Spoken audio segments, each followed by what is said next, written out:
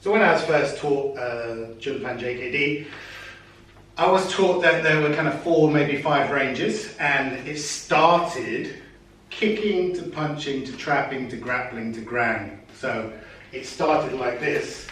We started at this long range, went into kicking, into punching, into trapping, into grappling, into ground. Which kind of makes sense from longest to closest, but that's not how self-defense tends to work in the modern world. It's going to start in conversation range, then it's either going to degenerate into grappling or punching quite quickly, and then maybe if one of us moves backwards, then there'll be kicking involved. So a more realistic way of training this is to start from almost close range punching, trapping range. So Tommy's going to have his fence up. I'm going to touch his fence, he's going to go with his strike. Now I'm moving backwards. Now, if he's knocked me back hard enough that I'm no longer a threat, he should run at this point. But let's say now I start to come back into this, because he's thrown his rear hand, the next strike should be a lead, then a rear jab cross. That. To put me backwards. Now I'm in kicking range, he shuffles in, kicks to the groin. Bang. So it's almost the opposite.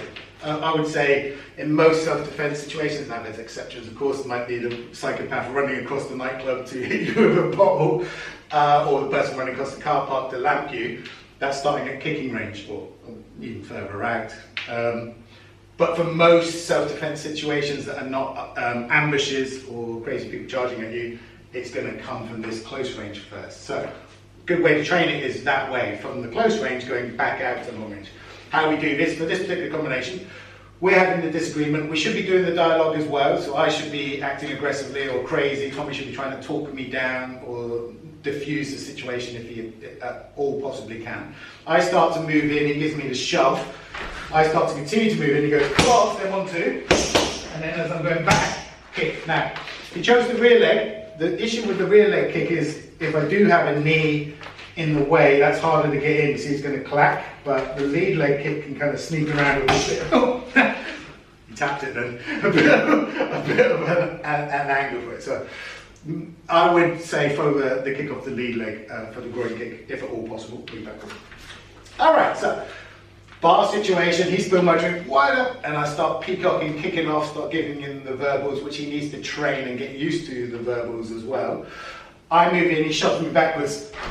Now I have a choice as the aggressor. I can either go like, fuck you, and I start walking this way, and I give him the finger and I start shouting and moving away. I don't want to engage really. Or if I start moving back in, he's got to make a choice, you know, because especially if I start flaring, bringing my head forward, dropping my head down, start blading, he needs to deal with that. Now that might be me down and out, but if I'm not and I'm kind of coming back in, 1, 2, and then straight to the groin, and then he's exiting. So I just wanted to put that drill in to give you the context of how traditional JKD is long range, getting progressively closer, but modern JKD, in my opinion, should be close range, progressively getting further away. So I hope that makes sense, something to think about and work into your drills.